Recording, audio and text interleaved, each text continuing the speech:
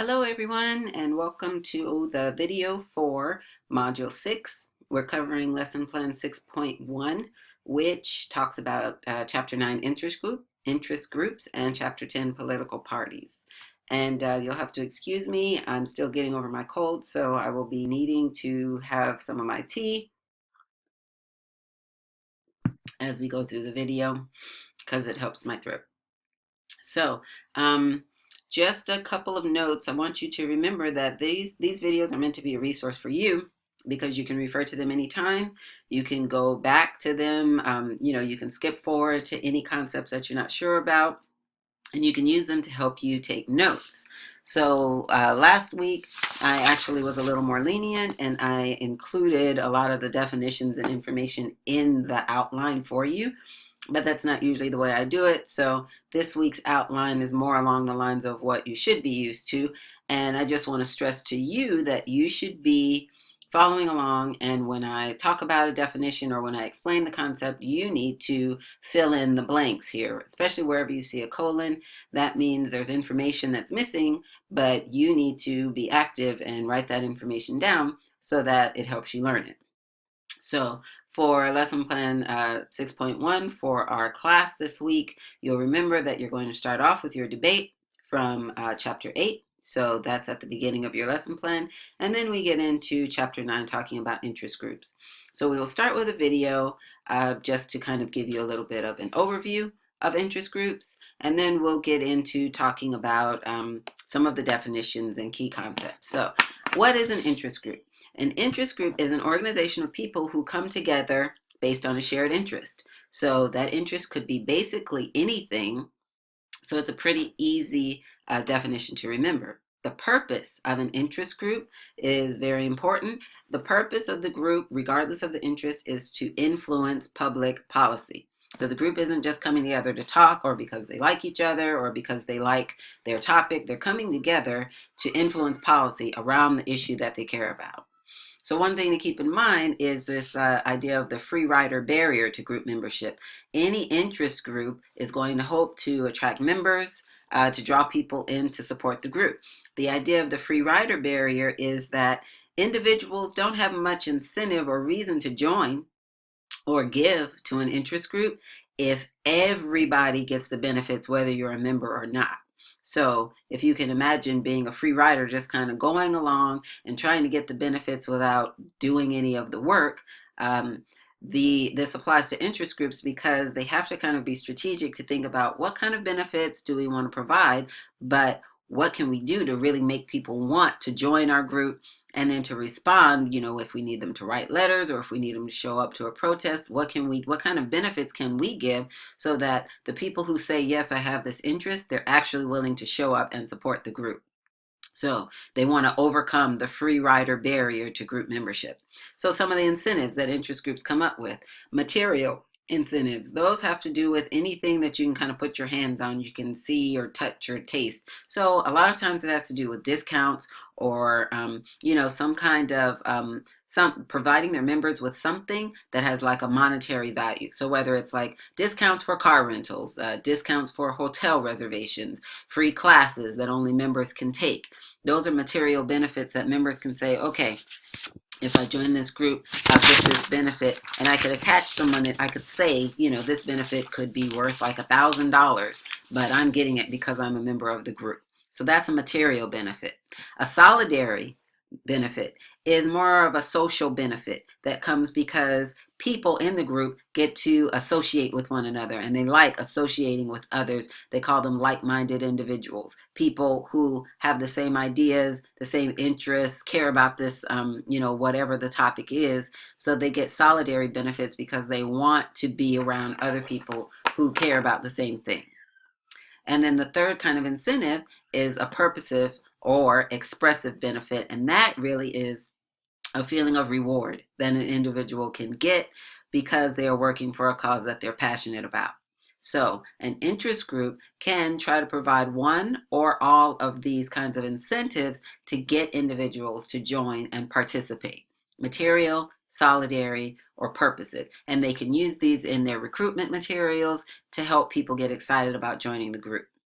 Now, there are lots of different types of interest groups. So what you should understand is what the types are and what their main interest would be, and then, be familiar with a few of the examples. So, types of interest groups. The first is business, and they are one of the most powerful interest groups in America and globally as well. So, a business interest group, how do you know if it's a business interest group? It's because they are concerned with business interests. So, for example, for each type, I'll have a few examples here of what they might be interested in, and then a few examples of actual interest groups. So, for a business interest group, they might be interested in tax laws, interest rates, environmental regulations, etc.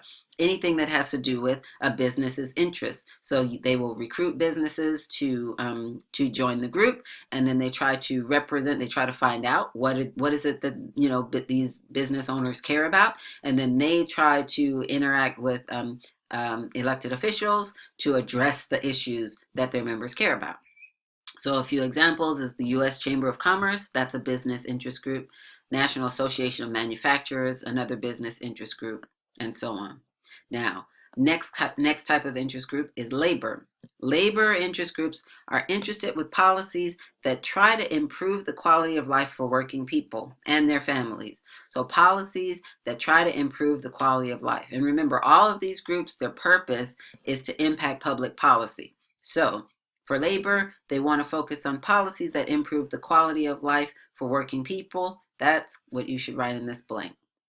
So, for example, increasing the minimum wage, the Fight for 15 campaign that's going on now, that would be something of interest to labor. Workplace health and safety, because that impacts people who are working as well and their families. Also, the right to unionize, of course, that's very important to a labor interest group.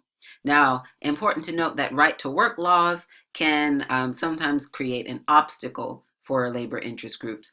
Right to work laws are state policies that basically prohibit individuals from joining unions. So you can see how if a labor union is interested in the right to unionize, then right to work laws can, if states pass these laws, then they can create obstacles, make it difficult for unions, and then many unions lose membership because these laws prohibit individuals from joining a union if they work for a certain company. It gives a company a right to say, no, you cannot have the union here. So, examples of union interest groups: American Federation of Labor and Congress of Industrial Organizations, otherwise known as AFL-CIO. That's one example. Service Employees International Union is another example of a labor interest group. Moving on, professional interest groups. They are just what they sound like. A professional interest group is an organization that's formed just to advance the interests of individuals in a specific profession. So as many professions as there are, that's how many professional interest groups there could be. They are concerned with policies that only affect their members. So something to keep in mind, many times if it's a professional interest group, the members have a relatively high socioeconomic status. They make a relatively, high amount of money. They may have a relatively high level of education, and they could have access to other resources that help them make their voices heard. It's also kind of interesting to note that many elected officials may come from similar professions, so especially lawyers. So you see, if there is and there is a professional association for lawyers, a lawyers guild or something like that, and the lawyers guild wants to contact elected officials, and many elected officials are also lawyers, you could see how they could have some interests in common.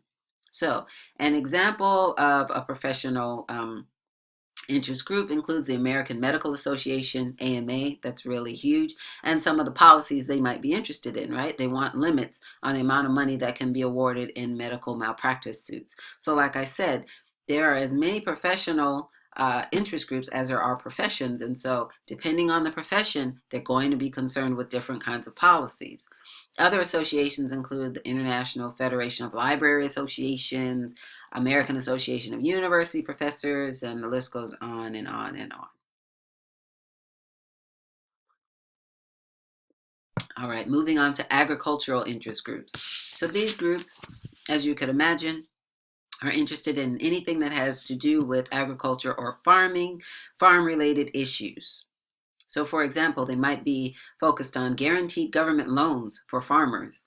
They might be interested in crop subsidies, which is government assistance to help farmers cover the costs of planting certain crops.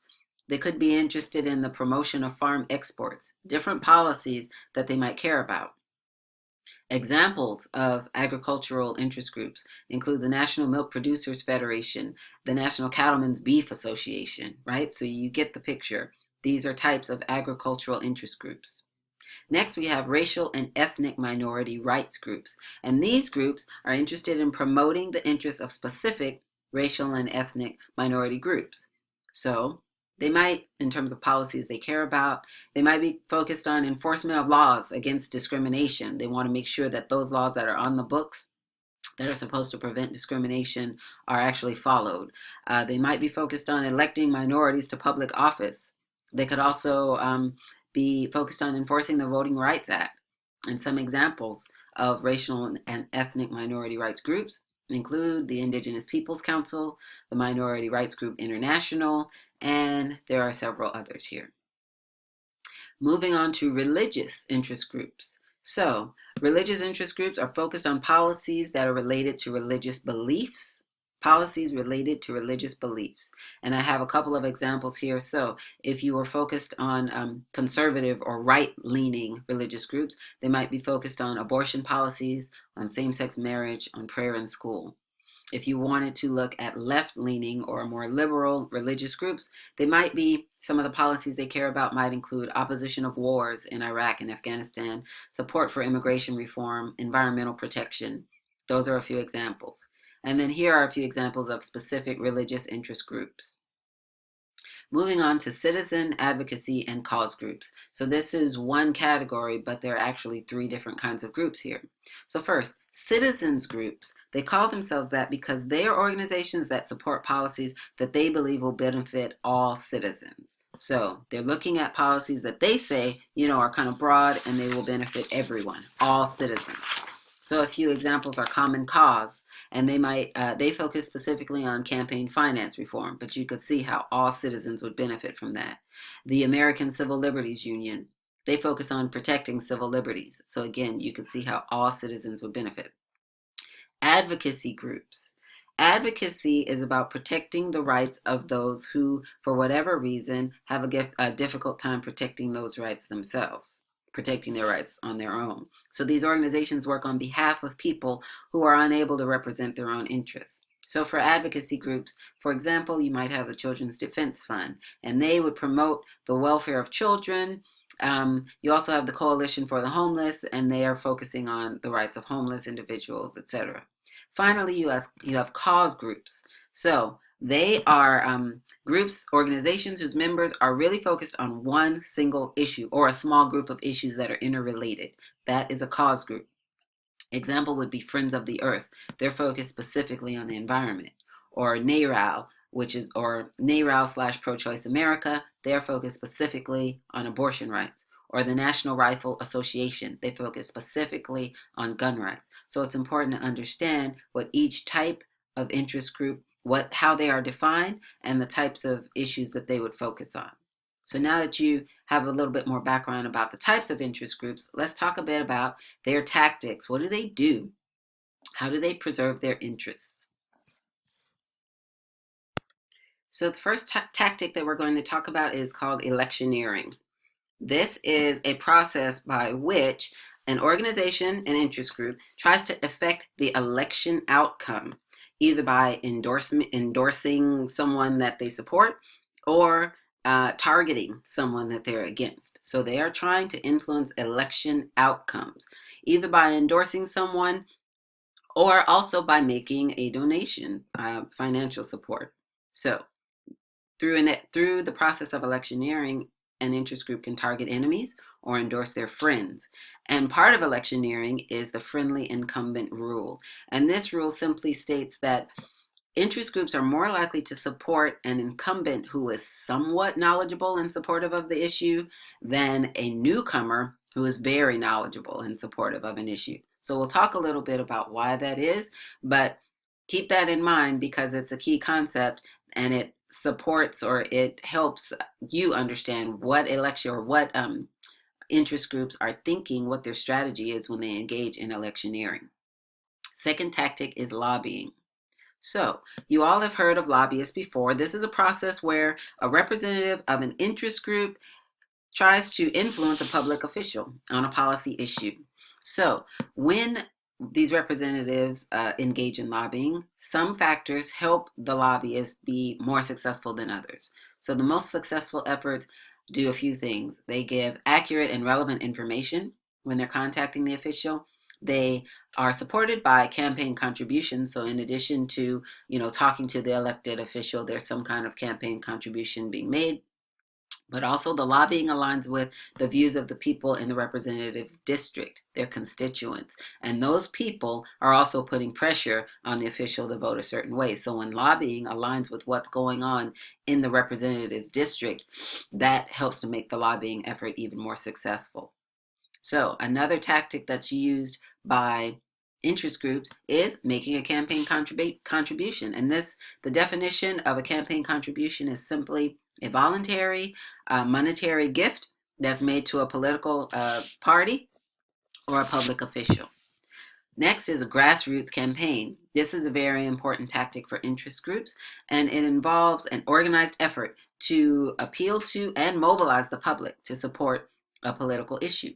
So some examples are when individuals are asked to write to representatives, to call their representatives, or to engage in a protest, to show up and demonstrate that people have strong feelings about a particular issue.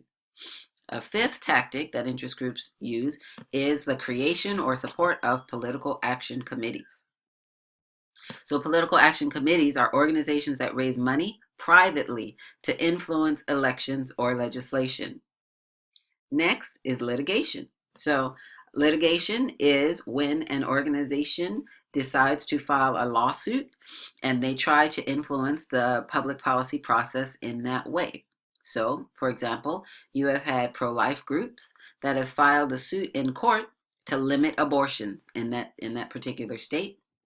You've also had pro-choice groups like Planned Parenthood that have sought injunctions against demonstrators, which means the court tells demonstrators that they are not allowed to do this.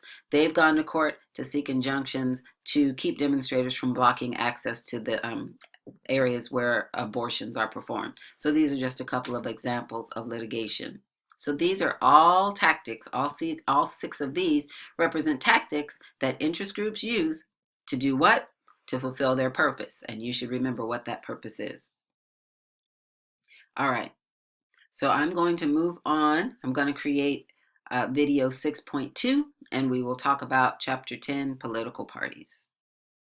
Stay tuned.